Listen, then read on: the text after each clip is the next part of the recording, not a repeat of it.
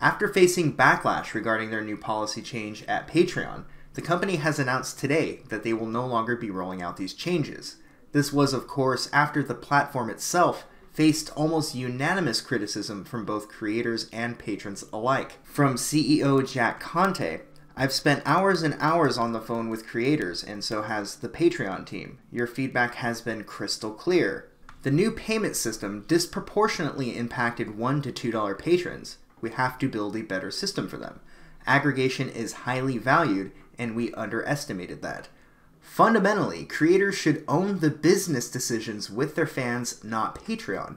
We overstepped our bounds and injected ourselves into that relationship against our core belief as a business. I believe that their decision to appeal to their customers was not reliant on their feedback, but rather from the fear of watching a rival service sprout almost overnight. MakerSupport is a new crowdfunding site that seems intuitive enough to compete with Patreon.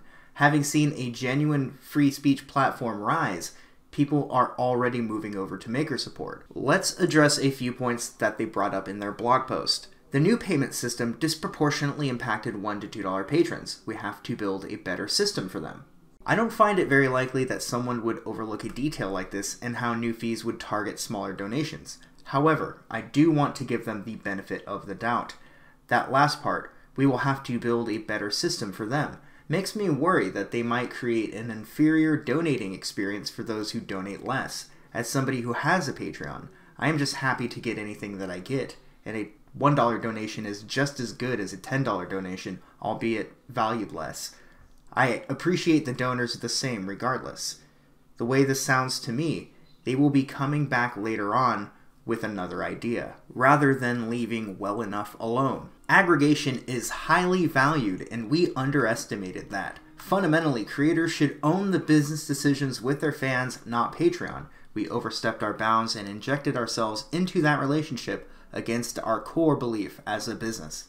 We overstepped our bounds, they say, and they consulted no one, by the way, be it content creator or donor, on whether or not the changes would be a good idea. If they had, I think any rational person would have immediately told them that this was a horrible move.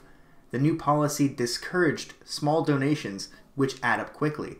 Many creators saw a lot of their donors remove their pledges immediately after Patreon announced their changes last week. I lost 25% of my monthly intake, and I can only imagine how stressful this was for people who live off their Patreon money, considering everything going on over at YouTube as well. Throttling content, removing videos from feeds, demonetizing videos based on strict word filters, as well as unsubscribing some people, and a long list of other problems. Many feel that this was an attack on the new media. I think it's a bit of a stretch, but I can see where they're coming from. By the way, I am working on writing a book on the history of fake news and how it led to the creation of bloggers becoming accredited citizen reporters. The working title so far is Trust Me, I'm from the Internet. How fake news created a new industry. Alt media and alt tech have been on the rise this past year, and these industries have been the subject of attack after attack from the mainstream media, who now see legitimate competition rising from the rubble. Remember how the media portrayed Gab, the alternative to Twitter?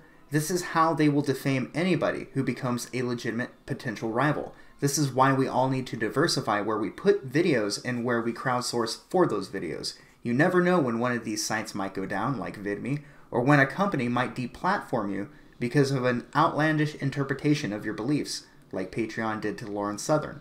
We should open ourselves to as many options as possible. This is why I'm starting up my own MakerSupport account as well. I have also been working on making some shirts again, like a few months ago. This time I created a simple one, ordered 50 of them, and they are $15 each, and links to both that and my new MakerSupport page are both in the description below.